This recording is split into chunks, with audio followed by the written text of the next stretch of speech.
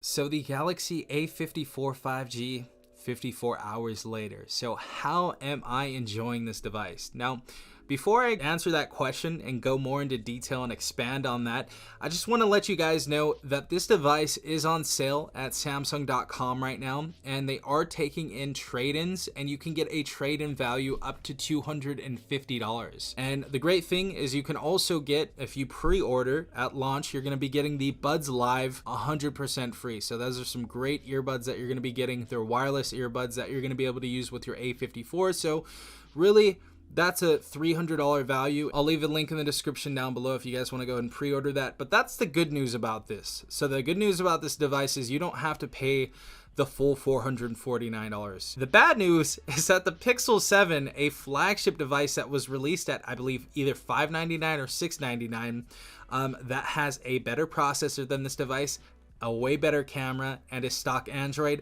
is actually on Amazon right now for $449. And I'm sure you guys already know about this. There's also other devices on Amazon renewed that you can get for around $299, like the Pixel 6a as well.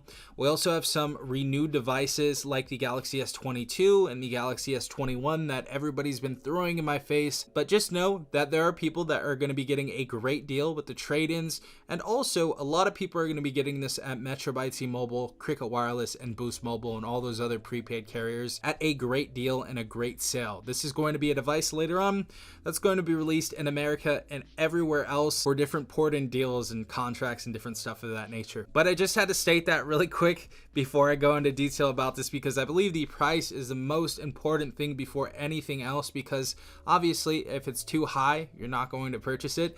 And if there's other options, obviously just have to let you know there's other options. But the Galaxy A54 5G 54 hours later, I've really been liking this device.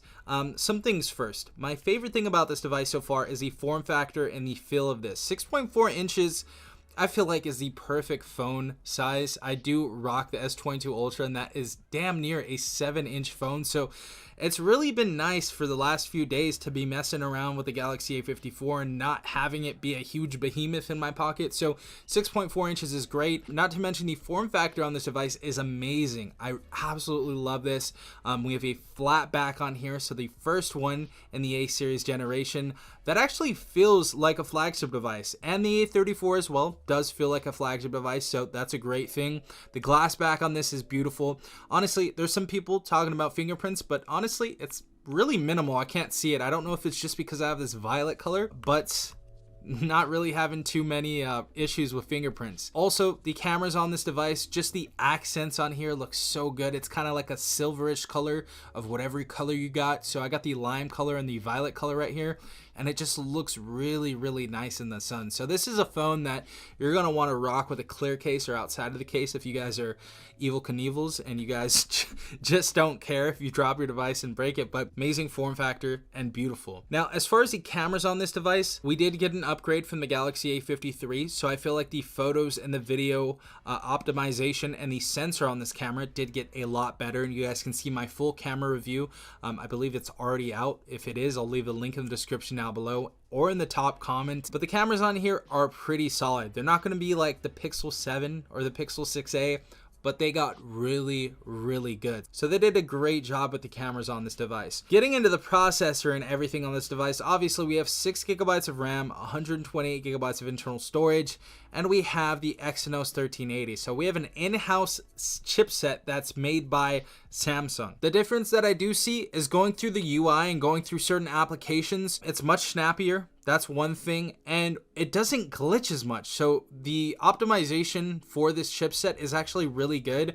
I noticed on the A53 that there were some glitches in certain applications, and I'd like randomly go to the home screen and stuff, and I just think it's optimized much better. As far as like the gaming goes, we did a gaming review on this. If you guys haven't seen it, we did Genshin Impact, Call of Duty Mobile, and PUBG Mobile. All played perfectly well on their own respective settings. Even Genshin Impact on the highest setting at 30 frames per second played really decently. Call of Duty Mobile, I'm so sorry guys, I didn't even notice when I put the max frame rate that the graphics went to low. So you're going to have a high frame rate and a high graphical setting to play with both of those settings on. Nonetheless, if you guys are going to turn those on, they're going to play entirely well. I'm sorry that last video actually set it to low accidentally, but everything's been pretty decent on this device for the last 54 hours. My full review where I, give you samples of everything and gameplay and a more in-depth type of look at this device, we're going to be doing that probably sometime next week, so definitely stay tuned for that. But the last 54 hours with this device have been great. Also, haptic feedback I don't think has changed that much. I don't think the vibration is too strong on this, so that's one thing that I didn't like about this. But everything on this device has been working pretty well.